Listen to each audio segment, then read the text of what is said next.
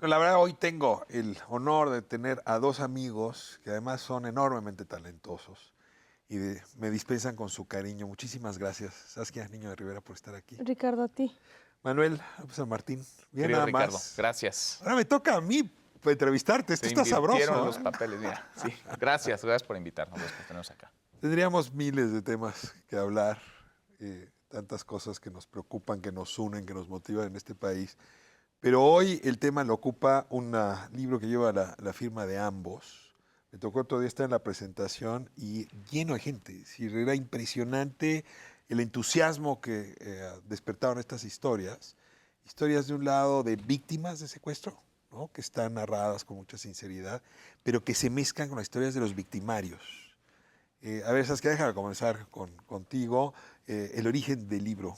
¿Cuál es el origen del mal que este libro trata? Yo creo que conforme se ha ido creando el libro, que tú bien sabes que es un proyecto que se construyó durante muchos años, eh, y no porque haya sido tan laborioso que nos haya tomado tantos años, pero confrontarte con un sentimiento de se vale darle voces a los agresores, cómo lo abordas, si es importante abordarlo para la prevención o es puro morbo. ¿Para qué sirve entrevistar a un secuestrador? Yo creo que tenemos que empezar a humanizar el delito en México. Y a mí me parece, yo digo, soy una mujer atea, soy una mujer como muy terrenal, pero me pareció bien interesante que el libro saliera en la misma vez que el caso de Devani, porque creo que el caso de Devani nos recuerda la importancia de ponerle nombre a una víctima.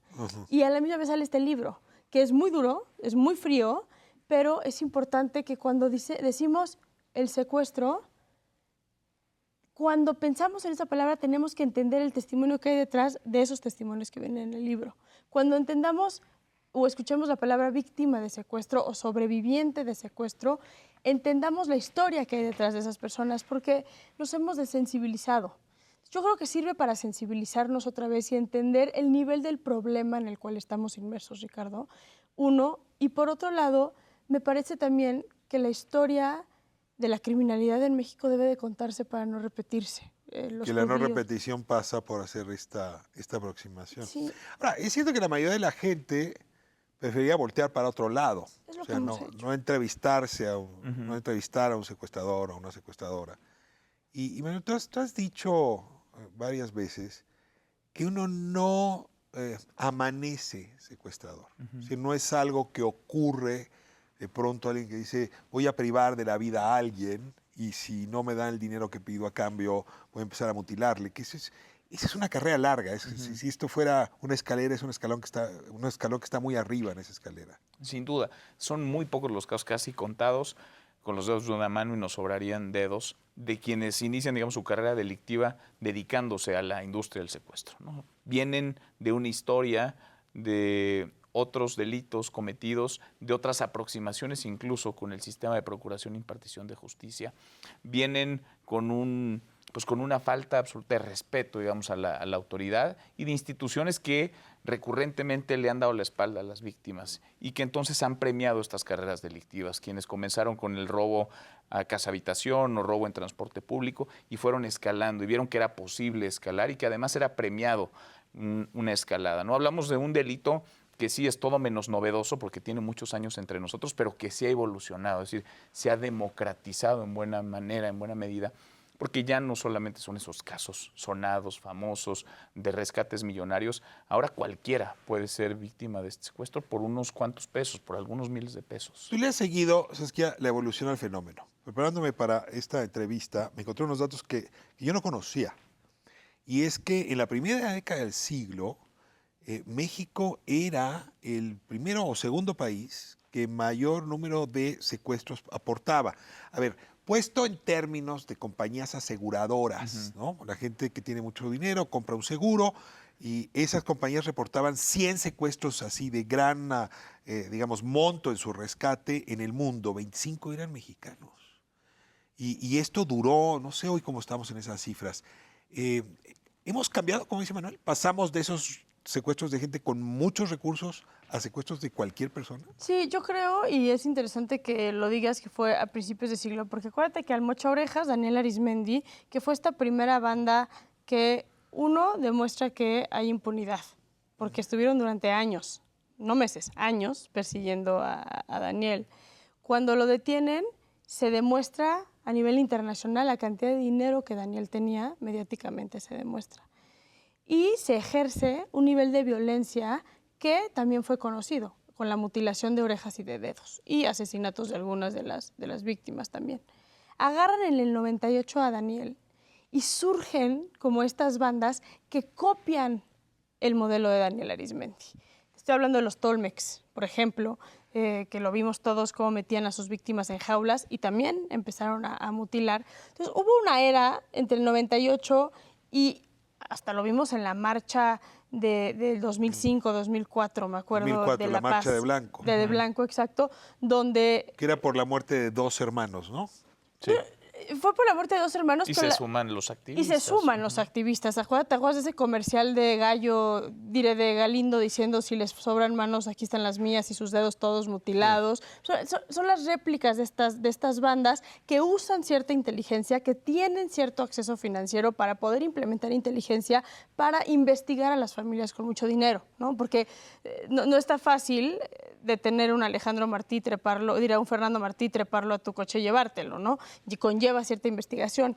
Y a raíz de, yo creo que el momento en que se pierde el interés hacia el secuestro, porque empieza el narcotráfico. ¿Hay otros negocios más lucrativos o yo se hizo creo un que buen trabajo desde el Estado para combatir? Yo creo que se hizo un buen trabajo para combatir este grupo de activistas. A ver, se crea una comisión, ¿no? La Coordinación Nacional Antisecuestro. Que sí es como la institución que se diseña justamente Y para se diseña únicamente para fortalecer las unidades especializadas contra el secuestro. O sea, se hace en todos los estados una coordinación que ve que las unidades especializadas contra el secuestro de cada uno de los estados lleven a cabo la detención y las investigaciones correspondientes de los secuestros. Y la verdad es que sociedad civil, Wallace, María Elena, Martí, toda esa banda de activistas están encima. A mí me tocó trabajar en la Coordinación Nacional Antisecuestro en ese entonces y teníamos a estos activistas encima asegurándose y teníamos unas unidades especializadas contra el secuestro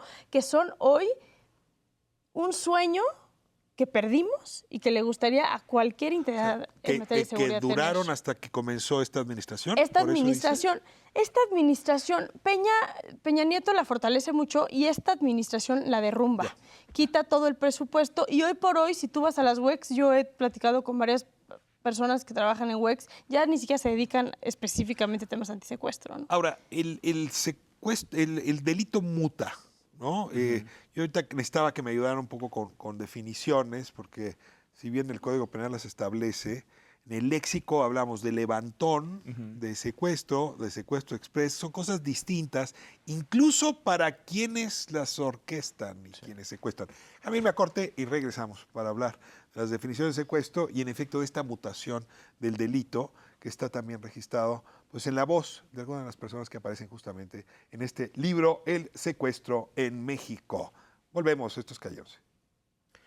Los delitos son modas, ¿no? Es decir, cada sociedad de cada época sufre distintas formas de delincuencia. El arranque del siglo estuvo muy marcado por el secuestro. Cuéntame un poco de esta otra evolución, ¿cómo la detectan ustedes? A ver, primero, digamos, se normalizó, ¿no? El secuestro se normalizó y dejó de escandalizar, dejó de ocupar las primeras planas, más allá de estos casos muy sonados. De hecho, están los testimonios de los perpetradores, de quienes ejecutaron algunos de estos famosos secuestros, el caso Wallace, César Freire, que habla en este libro, el secuestrador y asesino confeso de Fernando Martino Hernández, Aurelio Arizmendi de la banda de los Mochorejas. Digamos, el secuestro se normalizó y se convirtió en un dato más, una cifra más que reportamos, que registramos, como contamos homicidios, como contamos carpetas de investigación que se apilan en las fiscalías. El secuestro también evolucionó, ¿no? Y creo que de eso te podrá platicar muy bien Saskia, Ricardo, porque, digamos, hay distintas modalidades. Nosotros en el libro incluso hacemos una categorización de 5 modalidades de secuestro, dependiendo el periodo, el tiempo de duración del mismo. Hay algunos que son por horas y hay secuestros que son de larga duración, en donde los rescates son millonarios, en donde hay una banda mucho más organizada, en donde hay inteligencia detrás, en donde saben perfectamente quién es la víctima y cuál es el alcance de la víctima.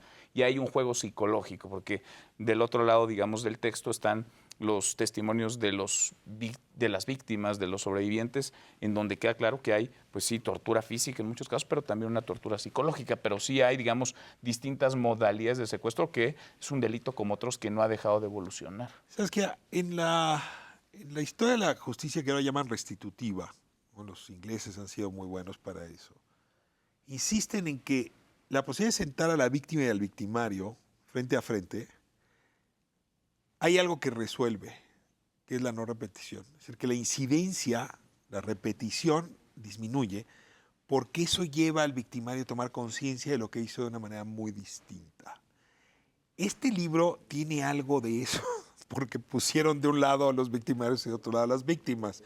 No frente a frente, pero yo que lo estoy leyendo casi los veo frente a frente. Yo creo que no. Yo creo que no? México está muy lejos de encaminarnos hacia la justicia restaurativa, donde países más evolucionados con un Estado de Derecho mucho más moderno, vaya, con un Estado de Derecho, ¿no? Dejémoslo así, tienen estas medidas alternas de la justicia donde existen estos duelos, porque la justicia restaurativa es no solamente para el victimario, Ricardo, sino para la víctima también. Sí, claro. El duelo que vive la víctima y el proceso, las partes del duelo que vive la víctima también tiene que ver con poderse afrontar con el agresor y poder perdonar. Y quiero poner perdonar entre comillas porque no sé qué tanto se perdona el asesinato de un hijo o demás, pero tú tener paz contigo mismo para seguir adelante. Y en la parte del victimario se genera esta parte de decir, ya soy, y si se me da una oportunidad, puedo empezar de nuevo, o si ya soy y todo el mundo me va a decir que ya soy, pues ¿por qué dejo de ser si de todos modos ya soy?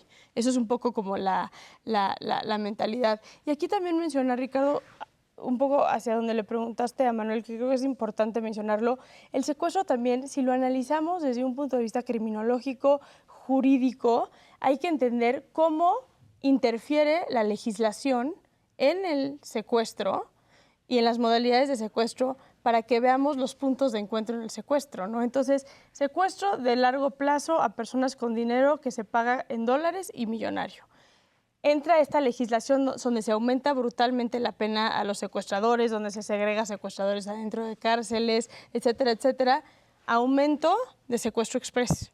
Porque entonces en la legislación dice, para que se pueda tipificar el delito de secuestro, tiene que haber un cautiverio, tiene que haber una llamada telefónica o un tipo de contacto, digamos, que pida un rescate. Ah, perfecto, no lo hacemos así. Los traemos en el coche, nunca los tenemos en un lugar, los agarramos en la noche, sacan dinero. Y luego se aumenta también el secuestro express. Se aumenta entonces el secuestro express y se aumenta el homicidio.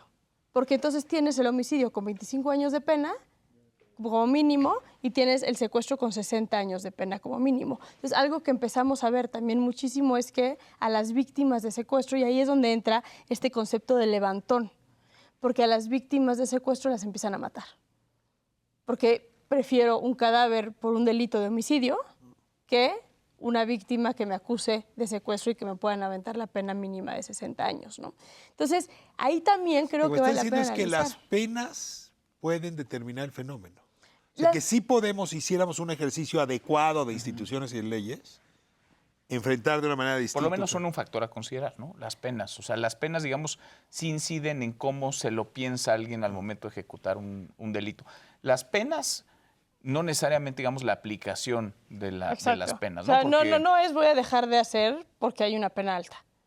O sea, y parte del perfil de secuestradores que hemos hecho... digamos, en lo que vas a hacer, en este sentido de lo que platicas de, pues ya no nada más secuestro, mejor asesino a la víctima porque la pena es menor. Yo nunca he conocido a una persona en la cárcel que me haya dicho, la verdad es que dejé de hacer esto después de que legislaron esto. Nunca. ¿Por qué? Porque tienes un nivel de impunidad altísimo en México. Quizás si no tuvieras la cifra negra que tienes en México, pero la persona que comete un delito primero es no me van a agarrar. Es que se me está yendo el tiempo, pero hay una pregunta clave de todo esto y es, la impunidad se debe a que uno no denuncia. Y la verdad no denunciamos porque se quedó en el imaginario que los que secuestraban eran los propios policías, o ex policías, o policías asociados con ex policías. No sé si se quedó Y en la el cantidad de casos que después revelan que esto es un hecho, pues te lleva a decir, no voy a poner perdón la metáfora religiosa, la iglesia en manos de Lutero. Sí. A ver, hay una cifra negra enorme en muchos delitos, pero yo creo que el secuestro encabeza, digamos, ese listado, ¿no? De cifra negra en donde no se denuncia, porque muchas veces los propios negociadores de secuestro, digamos, o familiares que han sido víctimas de un secuestro, le dicen a las víctimas o a su círculo más cercano, seguramente una autoridad, una policía, una institución está coludida. Entonces, mejor llevar la negociación por fuera y no acercarse a las autoridades. Y la realidad es que, pues más allá de que quede en el imaginario, sí es la realidad Es la en muchos realidad. de los Pero casos. no nada más en el secuestro, ¿no? O sea, tienes toda la razón en lo que estás diciendo en materia de secuestro, pero en todos los delitos. O sea, la verdad es que en nuestro sistema de justicia penal en este país predomina la corrupción. Y la corrupción implica esas alianzas, ¿no? Yo con mujeres en prisión, tengo cantidad de mujeres en prisión que yo denunciaba y los mismos judiciales le hablaban a mi esposo pues porque mi esposo es narcotraficante o narcomenudista y los judiciales son quien le compran la droga, ¿no? O sea, ya esa línea del Que bien y además el se mal. nos olvida que corrupción no solamente es robar dinero.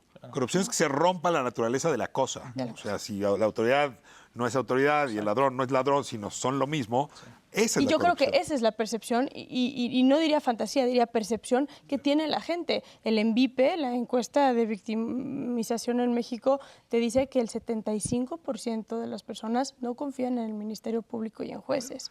Es Acaba de enorme, salir ¿no? la encuesta de corrupción, los datos de corrupción del INEGI. Sí. Las autoridades que uno considera más corruptas son las dedicadas a la seguridad, policías y Ministerio Público. Y eso es Y no se garrafal. toca, o sea, administración tras administración, y eso no se toca. Se me acabó el tiempo, no saben cómo lo lamento, pero un argumento de compra o de venta.